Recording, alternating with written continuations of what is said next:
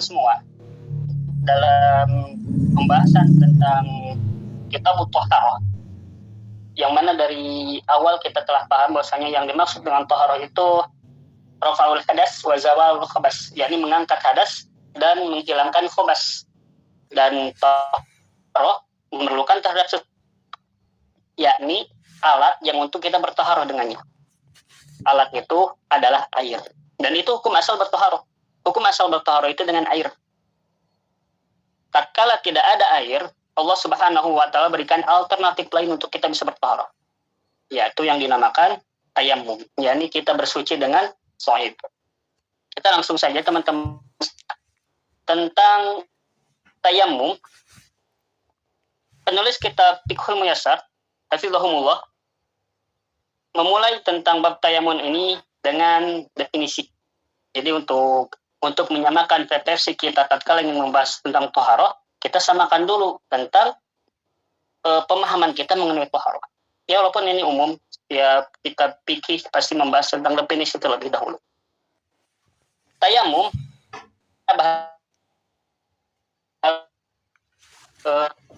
bermaksud atau bisa disebut juga dengan menyengaja.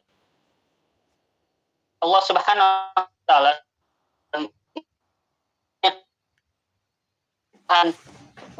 seperti dalam surat Al-Baqarah, Allah Subhanahu wa taala mengatakan wala tayammul Allah Subhanahu wa taala mengatakan dalam surat Al-Baqarah wala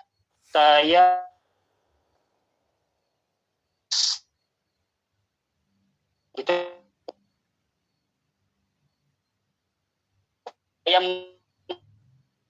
yang mana Allah Subhanahu wa taala mengatakan dan janganlah engkau menyengajakan memberikan yang buruk untuk diimpah. Dimakai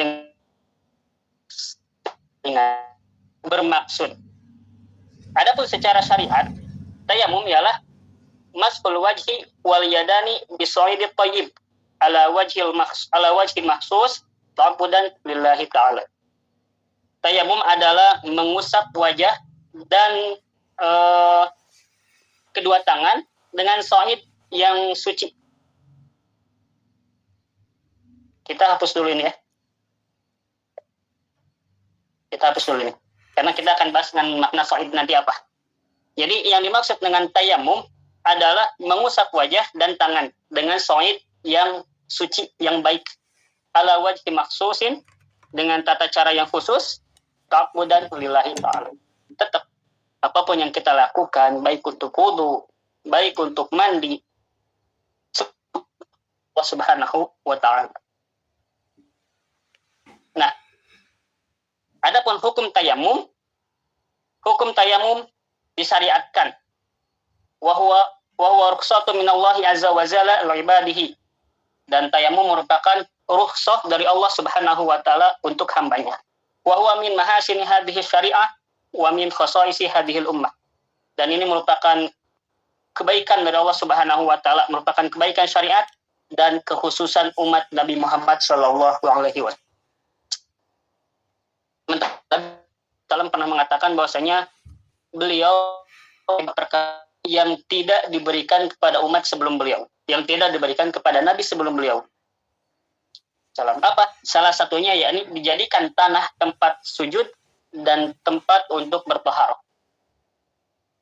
Syekh Muhammad katakan dalam bahwa umat-umat terdahulu sebelum tidak Allah Subhanahu wa taala kasih tayammum, tatkala waktunya untuk beribadah tidak ada air, mereka diam diri saja, tidak melakukan apa-apa, tidak mencari apa-apa karena memang tidak disyariatkan untuk tayammum.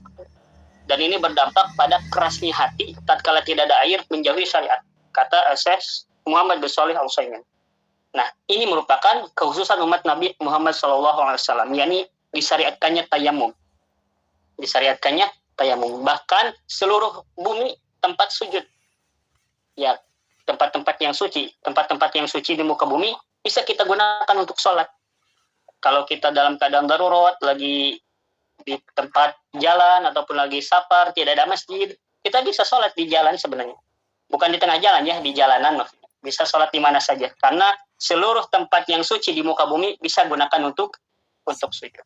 Teman-teman, kemarin-kemarin baru-baru ini saya lagi membantu yang mogok di tol Cipularang.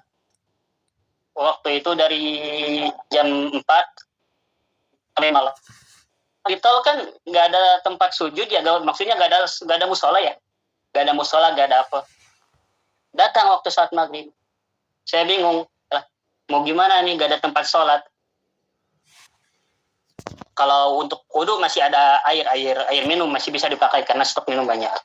Ya pada akhirnya diamparkan di jalan saja bisa, pinggir jalan bisa untuk sholat. Dan ini merupakan kekhususan umat Nabi Muhammad Shallallahu Alaihi Wasallam, bahwasanya boleh sholat di mana saja di seluruh muka bumi yang suci, dan bumi bisa digunakan untuk bertohar. Tentang dalil tayamum, bahwasanya tentang teman-teman ayat tentang tayamum, tayamum sa'idan thayyiban, Allah Subhanahu wa taala sebutkan 2 kali dalam Al-Qur'an. Yang pertama dalam surat Al-Maidah, yang kedua dalam surat An-Nisa, dalam surat An-Nisa kalau tidak salah. Dalam surat An-Nisa. Ada yang unik dari sebab pensyariatan tayamum. Teman-teman ada yang tahu sebab pensyariatan tayamum karena ada yang pernah dengar? Jadi tayamum itu diturunkan pensyariatannya karena sahabat ini. Ada yang pernah dengar? Yang junub.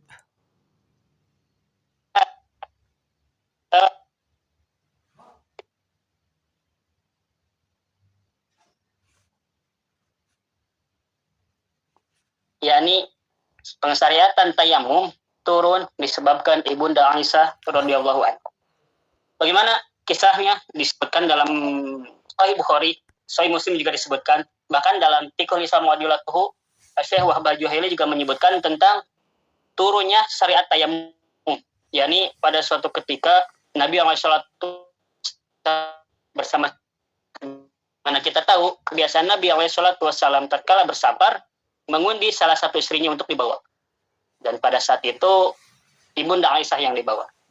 Dan Ibunda Aisyah meminjam kalung saudarinya, Asma binti Abi Bakar, saudari seayah, karena Aisyah dan Asma itu beda ibu, cuma satu ayah dari Abu Bakar. Meminjam kalung untuk berhias di hadapan Rasulullah SAW. Dalam satu perjalanan, kalung tersebut hilang. Di tengah perjalanan, kalung Ibunda Aisyah hilang. Akhirnya Nabi SAW menyuruh para sahabat untuk mencari kalung tersebut. Akhirnya dicari, tidak ketemu. Dan subhanallah, datang waktu sholat di tengah perjalanan yang tidak ada air. Waktu sholat datang. Sampai-sampai pada saat itu, ada sebagian sahabat yang sholat dalam keadaan tidak berwudu. Karena belum ada syarat tayamum.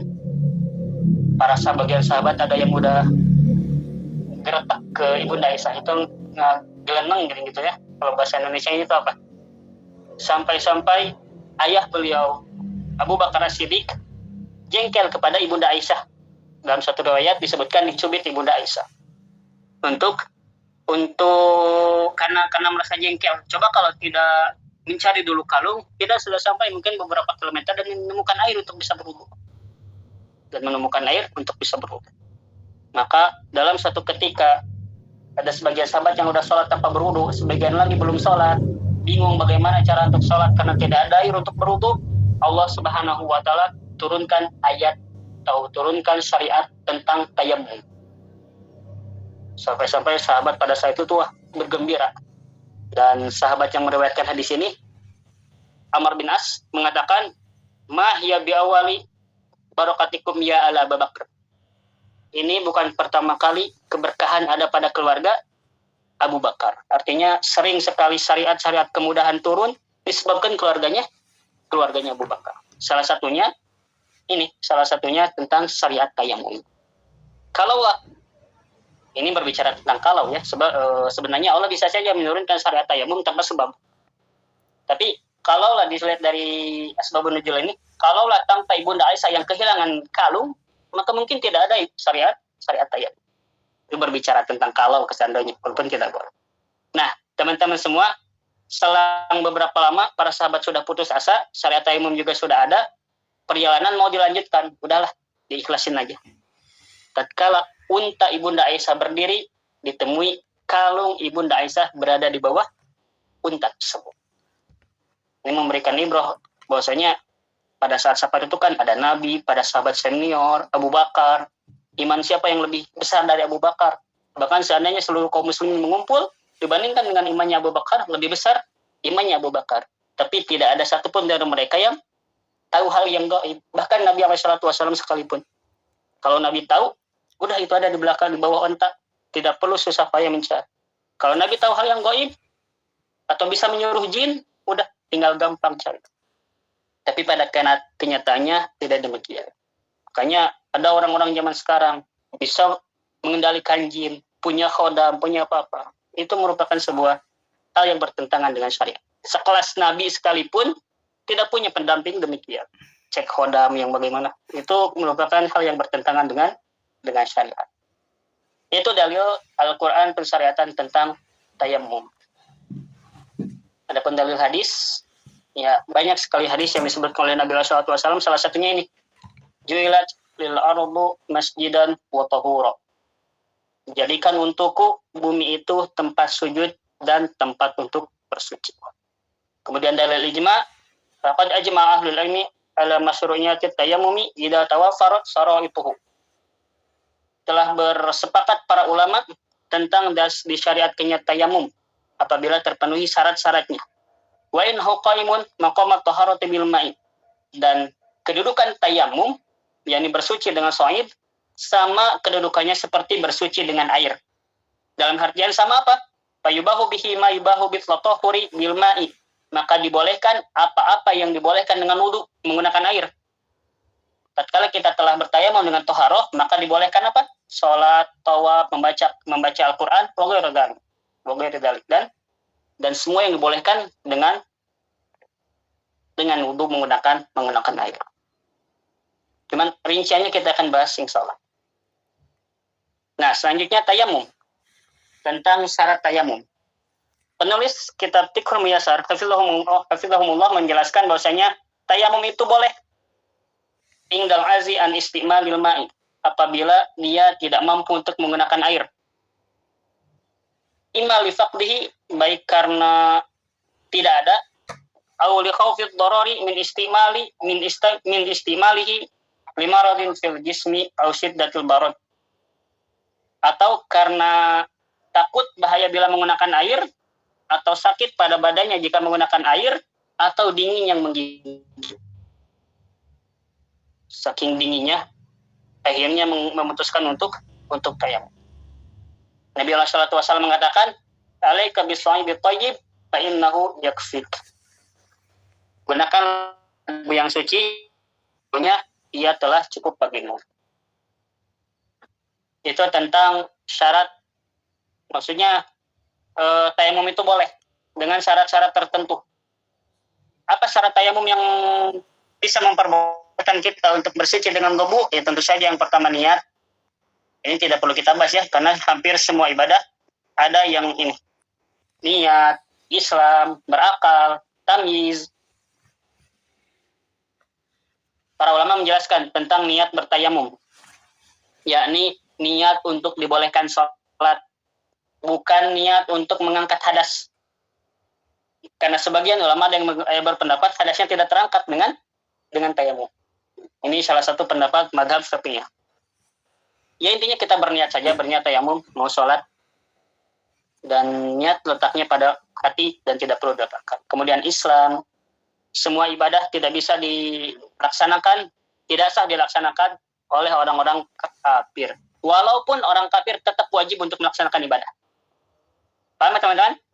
Orang kafir melaksanakan ibadah tidak sah, walaupun dia tetap wajib untuk melaksanakan.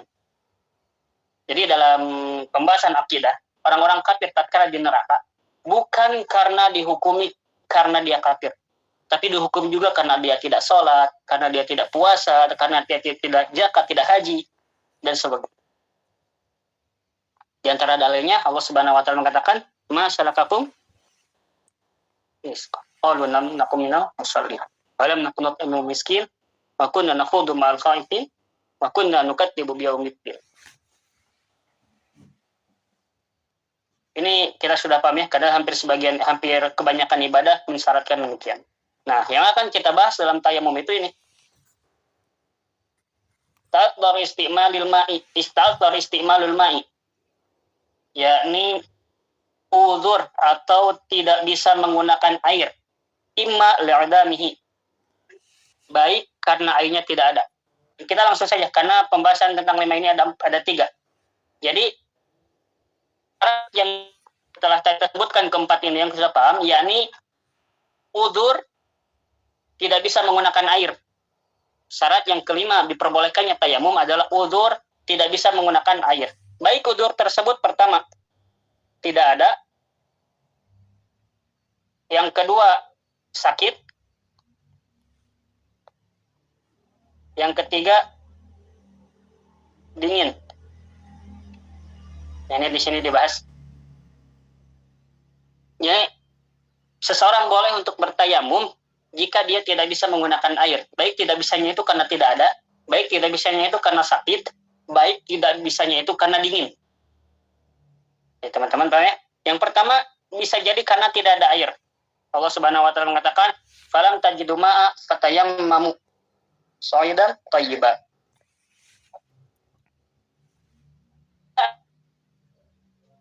Tidak ada air itu bisa 2 kemungkinan ya.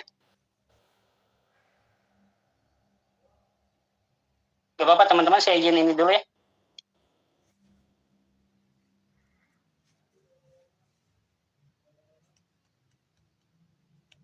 Nah, tidak ada. Seseorang bisa dikatakan tidak ada jika telah melakukan 2 hal. Yang pertama, dicari. Yang kedua,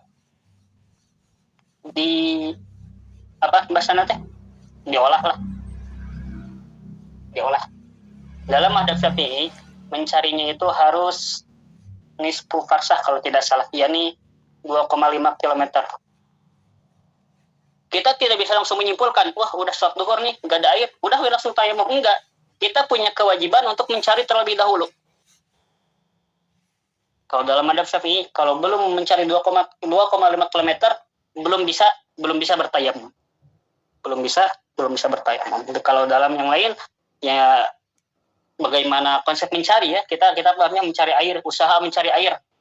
Kalau sudah usaha mencari air, ternyata tidak ada air, maka boleh untuk bertayamum. Yang kedua diolah. Maksud diolah teh, kalau kita dalam keadaan dingin, airnya dipanaskan. Kalau kita dalam keadaan panas, airnya didinginkan. Jadi itu ya teman-teman. Paham? Jadi bisa disebut tidak ada jika sudah melakukan 2 hal. Kalau emang nggak ada air, dicari. Kalau ada air tapi airnya panas, ya didinginkan. Kalau ada air tapi airnya dingin, ya dipanaskan. Kurang lebih seperti itu. Maka dengan begitu, seseorang bisa digunakan untuk bertaharah jika kedua hal ini sudah diusahakan. Selanjutnya, seseorang boleh bertayamum jika dia takut mudarat karena memakai air. Bisa jadi karena sakitnya makin parah, atau bisa jadi karena akan menyebabkan lama sembuh nate. Maka dia boleh untuk menggunakan debu, menggunakan soid dalam bertoharo. Tidak perlu berwudu dengan air. Ada satu kisah teman-teman semua tentang para sahabat yang mereka bersafar. Di antara para sahabat tersebut ada satu orang yang kepalanya terluka parah. Kepalanya itu terluka parah. Dalam satu malam ia berjunub. Ihtilam. Tatkala pagi harinya, subuhnya, dia bertanya kepada sahabat yang lain, apakah saya sudah mendapatkan pertanyaan? Kata sahabat yang ditanya, kami tidak mendapati adanya uzur pada dirimu, maka engkau harus tetap mandi. Maka sahabat yang kepalanya pecah ini mandi untuk niat mandi junub. Setelah mandi, wafat. Sampai kabar ini ke Rasulullah SAW. Rasulullah marah. Sampai-sampai Rasulullah mengatakan, qatalahumullah. Mereka telah membunuhnya. Semoga Allah Subhanahu wa taala melaknatnya. Didoakan keburukan oleh Nabi SAW. Ala sa'alu idlam ya'lamu fa'in nama sipaul su'al. Kenapa mereka tidak bertanya? Tidak bertanya kalau mereka tidak tahu. Karena obat dari ketidaktahuan adalah bertanya. Hadis ini teman-teman, hadis ini memberikan ibrah juga kepada kita. Jangan mentang-mentang wah kita mah kuliah di kuliah Islam atau kita mah mungkin sering ditanya. Karena takut menjawab tidak tahu, akhirnya semua dijawab. Ini boleh, ini jawab, itu jawab, ini jawab. Kalau tahu ya silahkan, tapi kalau tidak tahu jangan memaksakan. Jangan memaksakan. Imam Malik salah satu imam dalam mazhab Maliki pernah didatangi oleh seseorang yang dari jauh di antara banyaknya pertanyaan tersebut, hampir 80% Imam Malik menjawab tidak tahu. Ya emang tidak tahu, mau diapakan lagi.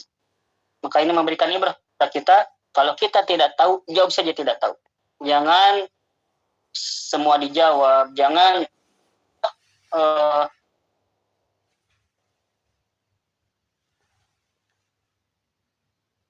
dampaknya ini. Salah satu dampak dari menjawab tanpa ilmu, membunuh sahabat yang lain.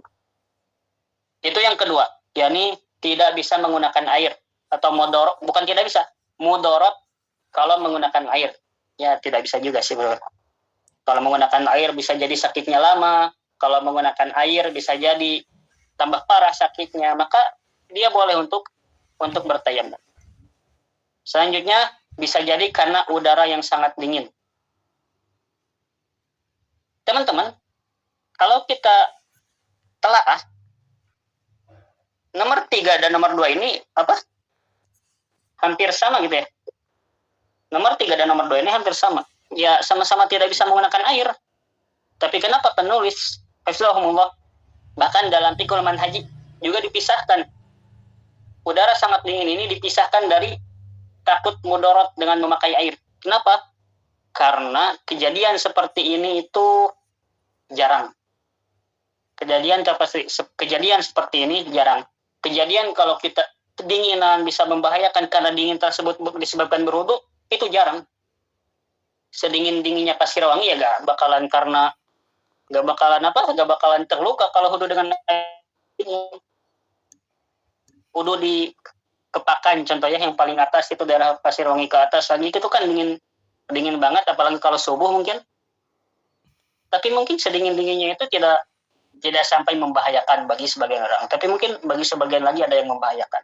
Kalau membahayakan tersebut, maka boleh untuk bertayamum.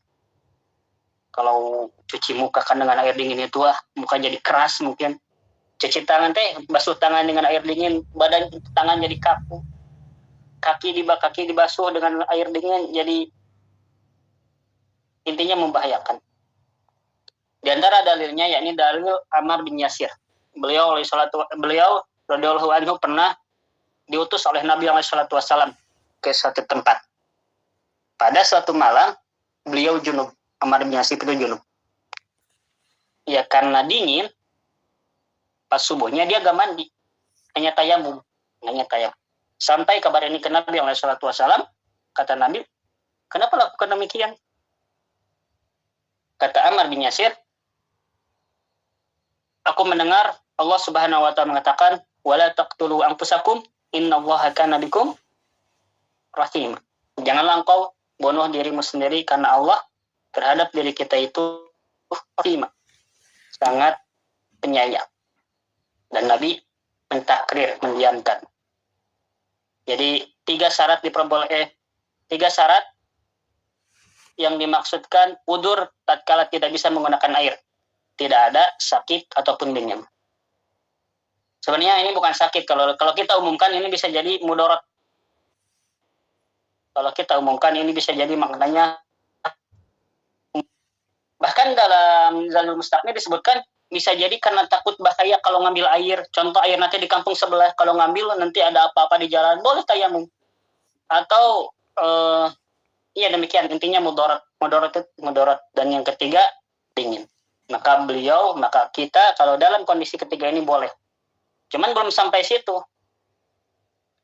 Boleh kalau yang ketiga tadi, dan boleh kalau anyakuna tayammum biturabin tahurin wa ina najisin.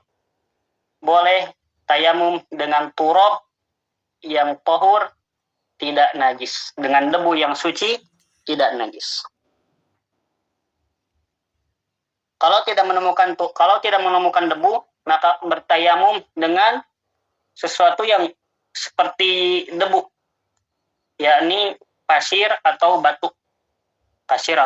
Teman-teman, saya ingin tegaskan seperti ini dalam saran tentang nasoid, tentang makna soid. Bahwasanya Allah Subhanahu wa taala mengatakan tayamum soidan.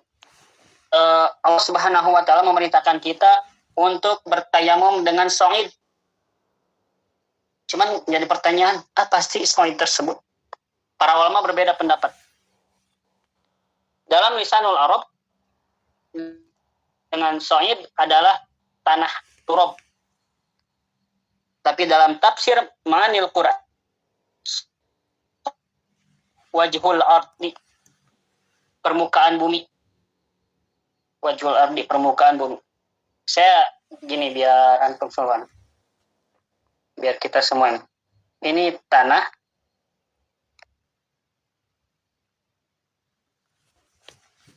ini permukaan bumi.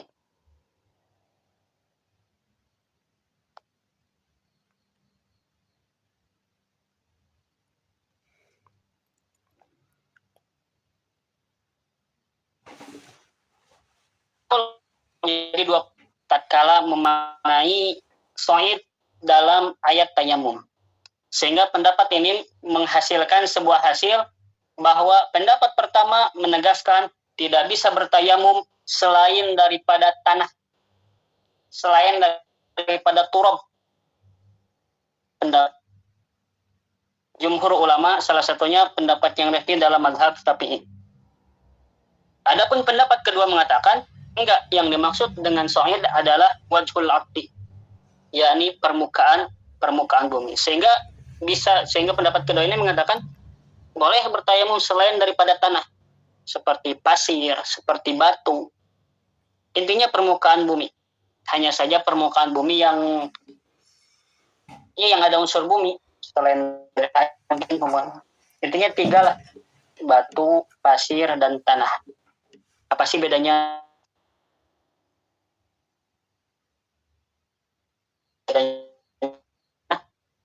Pasir kalau kemarin langsung menyerap, kalau tanah malah jadi lembek, jadi di kayak lumpur gitu lah.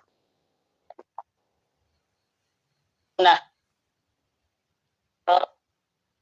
pendapat pertama mengatakan demikian karena ada hadis dari Nabi SAW yang mengatakan bahwasanya tayamum itu dengan tanah, tayamum itu dengan turab. Sehingga ayat yang umum dalam lafaz soid dan thayyibah, soid dalam ayat Al-Quran itu umum, dikhususkan dengan hadis yang Nabi SAW tayamum dengan tanah.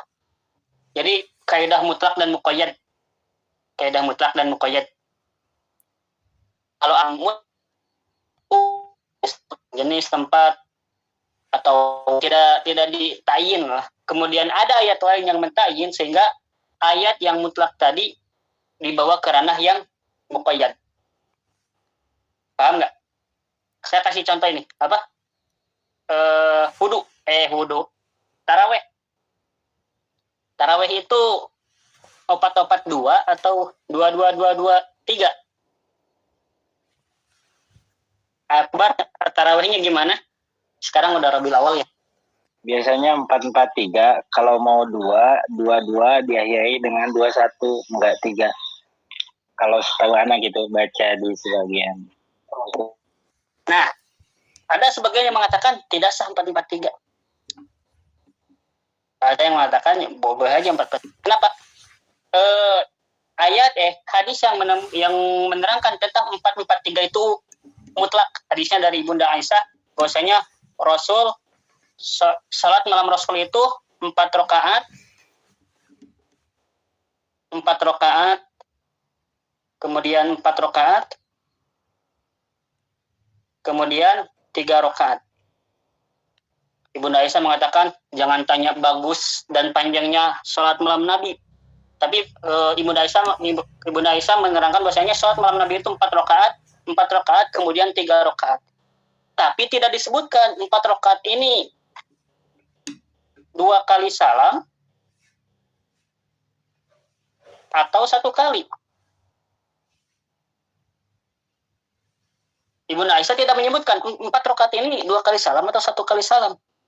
Sehingga ayat ini menjadi ayat yang mutlak, masih umum. Dimuqayyadkan oleh hadis Nabi SAW langsung oleh lisan Nabi. Rasulullah SAW mengatakan salatul laili masna. Salat malam itu 2 rakaat. Sehingga yang 4 rakaat ini, yang umum ini dibawa ke yang muqayyad. Sehingga diartikan bahwasanya 4 rakaat Nabi SAW itu dimaknai 2 kali salam. Kenapa? Karena hadisnya mutlak dimuqayyadkan oleh hadis yang lain. Begitupun dengan tayamum. Shaid itu umum. Ini bagi yang berpendapat pertama ya, bagi yang berpendapat bahwasanya tayamum itu harus dengan tanah, tidak bisa dengan yang lain. Ini dikhususkan oleh hadis Nabi bahwasanya tayamum itu dengan turab.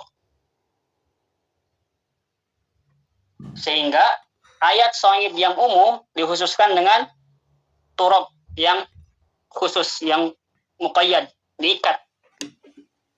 Sehingga ulama yang pertama ini berpendapat tidak sah tayamum ke batu, tidak sah tayamum ke tembok, tidak sah tayamum ke pasir. Harus dengan tanah. Harus dengan tanah. Teman-teman, saya iseng buka toko oren. Klik tanah tayamum. Subhanallah, ada yang jual botolan segede gini. Ada yang jual harganya 36.000, 40.000. Tanah tayamum dijual. Allah. Ladang bisnis itu ada di mana-mana. Nah, ini bagi ulama yang berpendapat pertama, tidak sah tayamum selain dengan tanah. Tayamum harus dengan tanah.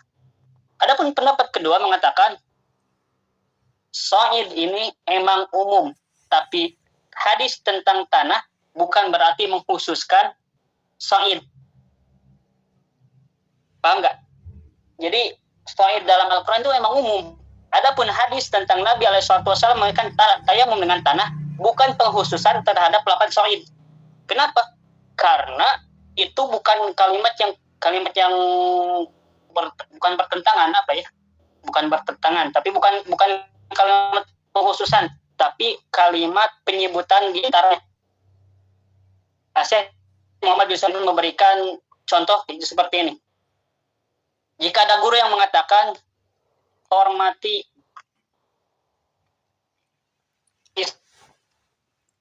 ini kan ayatnya umum ya. Ini kan perkataan gurunya umum ya. Di perkataan lain, guru tersebut mengatakan hormati Zaid.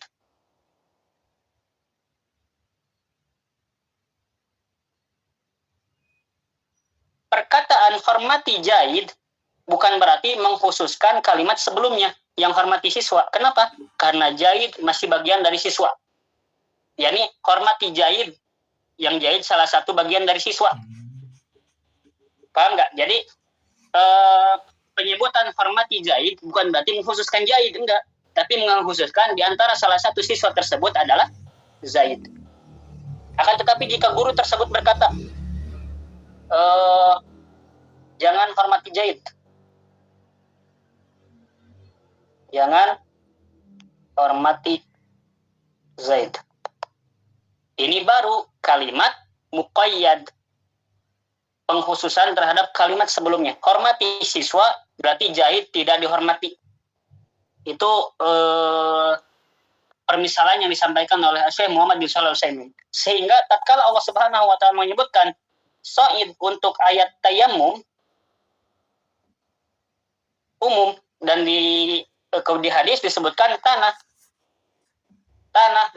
bukan mengkhususkan Sa'id, tapi tanah menyebutkan salah satu dari Sa'id.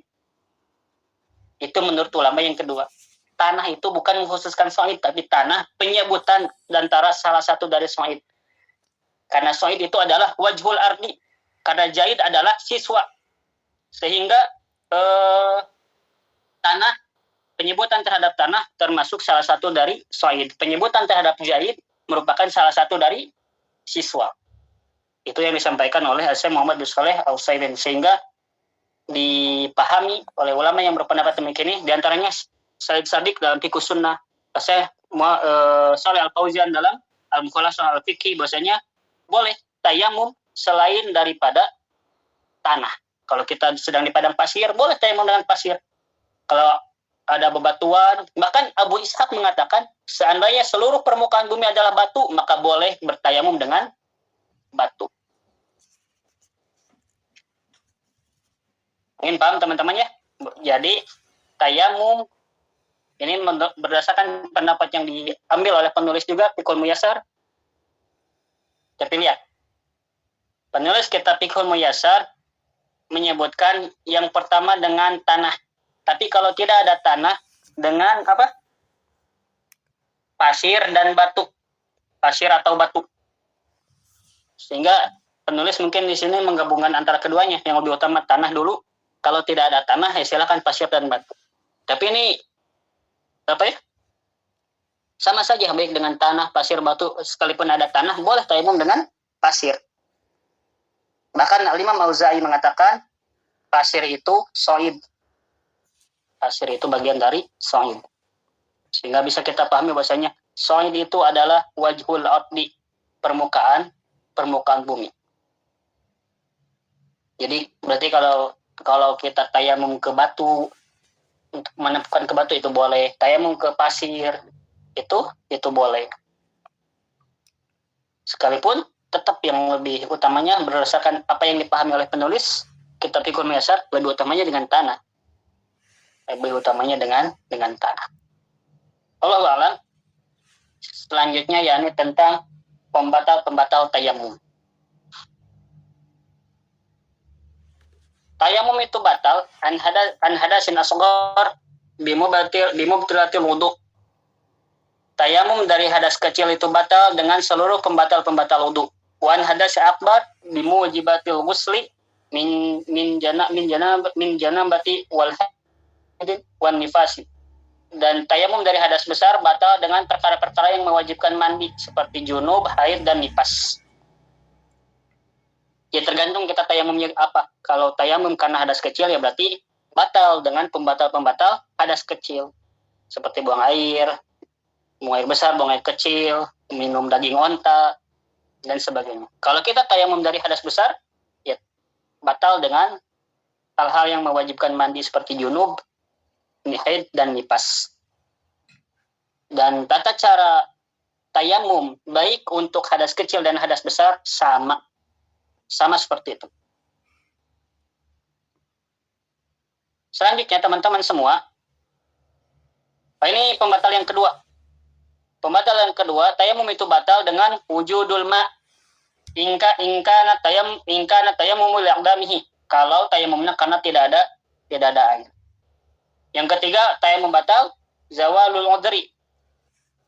Hilangnya udzur.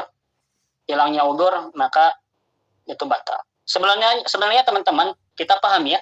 Sekalipun penulis tidak menyebutkan yang ini, dengan ini saja kita akan paham bahwa dengan adanya air, tayamum batal. Kenapa? Karena salah satu udurnya itu tidak ada air. Jadi ini kalimatnya sebenarnya mewakili yang kedua, tapi mungkin penulis sebutkan lagi untuk penegasan saja. Untuk penegasan saja. Selanjutnya, nah ini terakhir, tentang sifat dan tata cara tayamum. Wa kaifiyatuhu an yanuya. Yang pertama berniat, kemudian membaca bismillah. Wa yadribul arda biyadihi darbatan wahidatan. Kemudian memukulkan kepada bumi dengan tangannya satu kali pukulan. Sebenarnya ada dua pendapat dari kalangan para ulama. Yang pertama cukup satu kali menepukan, kemudian tangan atau wajah dulu boleh, menepukan tangan kemudian wajah. Ada yang berpendapat dua kali.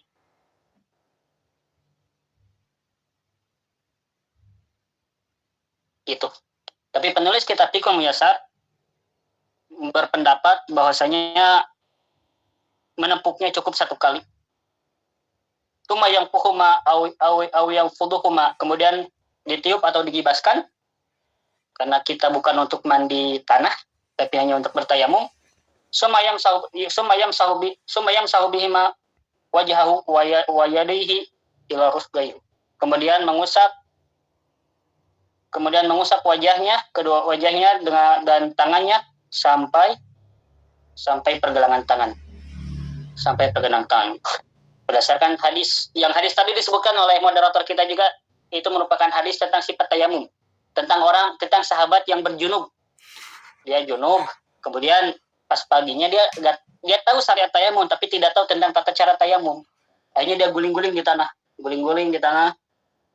Seperti di dalam hadis sebutkan kadzabah, seperti hewan dabah kan hewan melata ya. Guling-guling di tanah sampai semua badannya terlumuri dengan tanah. Karena mungkin yang menyangka mandi itu harus semuanya kena air. Berarti tayamum juga harus semuanya kena tanah. Akhirnya sampai kepada Nabi SAW. Kata Nabi, innama yaksika angtasna hakada. Sebenarnya cukup bagimu angtasna hakada untuk melakukan seperti ini. Nabi menepuk satu kali, kemudian wajah dan tangannya.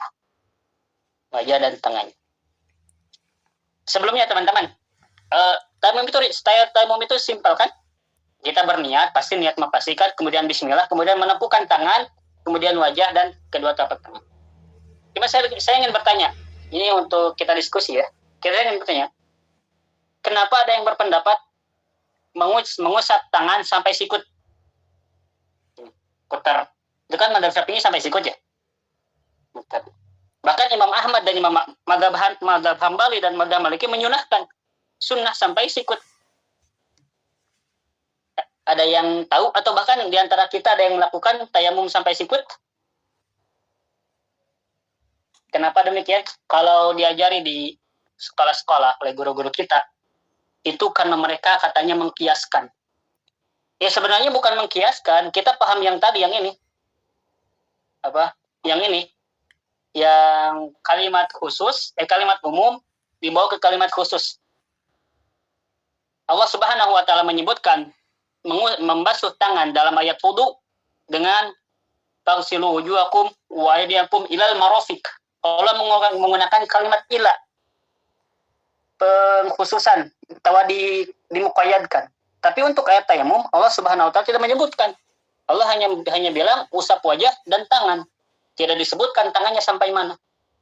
Berarti itu bukan tangan itu sampai sini, ini tangan, bahkan sampai sini masih tangan.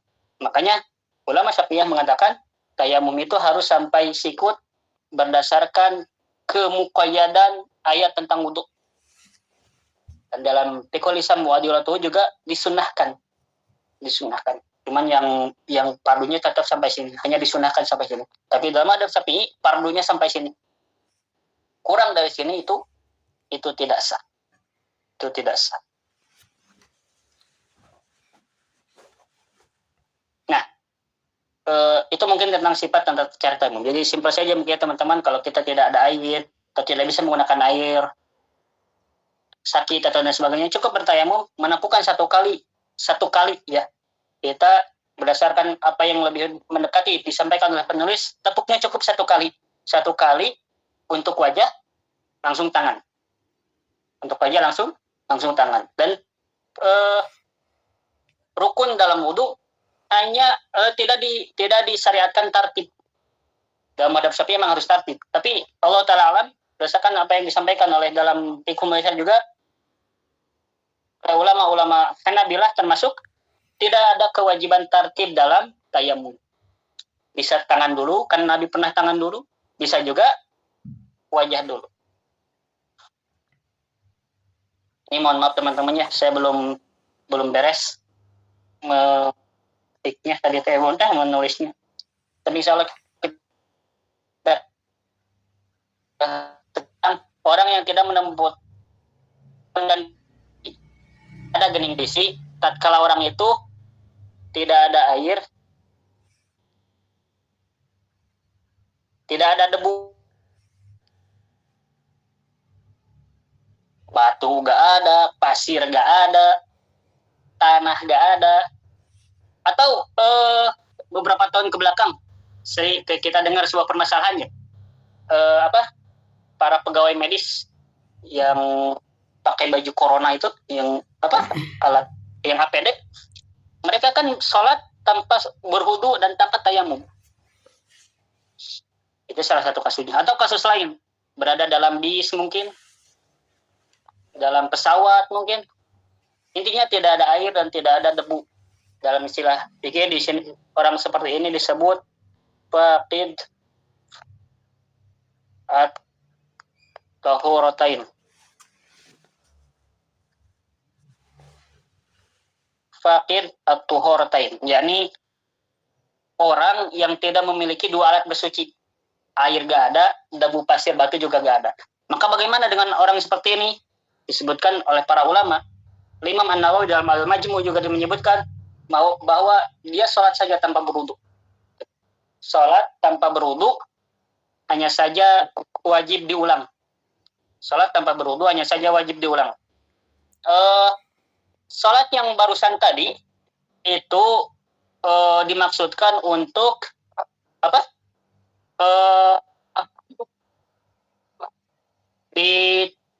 dimaksudkan untuk lihurmatil waktu dan tetap harus diulang.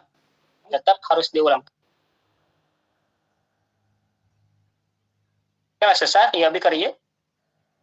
Teman-teman, bentar dulu ya.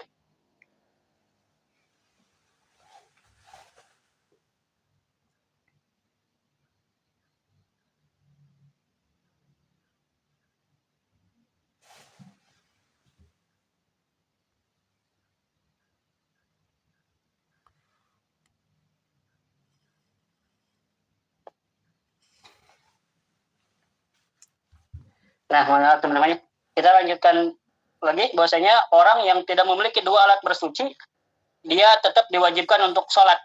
Hanya saja sholat orang tersebut itu lihurmati waktu, untuk menghormati waktu. Contoh, tatkala orang dalam bis, tidak ada air, tidak ada debu untuk tayamum, dia sholat saja. Hanya saja nanti tatkala dia turun atau udurnya sudah tidak ada, maka dia ulang lagi sholatnya. Kalau dalam madzhab Hambali mengatakan tidak perlu diulang karena ya sholatnya sah. Tapi Allah Ta'ala alam, lebih afdalnya kita ulang lagi. Karena sholat yang tadi itu dimaksudkan untuk lihurmatil waktu, untuk menghormati waktu. Dan tetap harus diulang. Terakhir teman-teman, perlu kita tegaskan, tatkala ada orang yang sholat dalam keadaan tayamum, kemudian setelah beres sholat ada air, maka sholatnya diulang. Perlu diulang. Karena sholat yang dilaksanakan tatkala udur tidak tetap sah walaupun udurnya telah hilang. Contoh, tatkala kita sedang safar, kita mengqashar sholat dan menjamak sholat. Tatkala sudah mukim sampai ke rumah, waktu sholat masih ada. Dia tidak ada kewajiban untuk mengulangi sholat yang telah dijamak tadi, yang telah dijamak dan diqashar tadi, tatkala sudah mukim, karena sholatnya tetap sah. Begitu juga ini. Sholat yang dilaksanakan dalam keadaan tayamum tetap sah walaupun setelah beres tayamum ada air. Contoh, kalau tayamumnya karena tidak ada air, jadi tidak perlu diulang. Baik teman-teman, Allah Ta'ala alam, mungkin sekian saja yang bisa kita diskusikan. Mungkin jika di antara teman-teman ada yang ingin di-sharing atau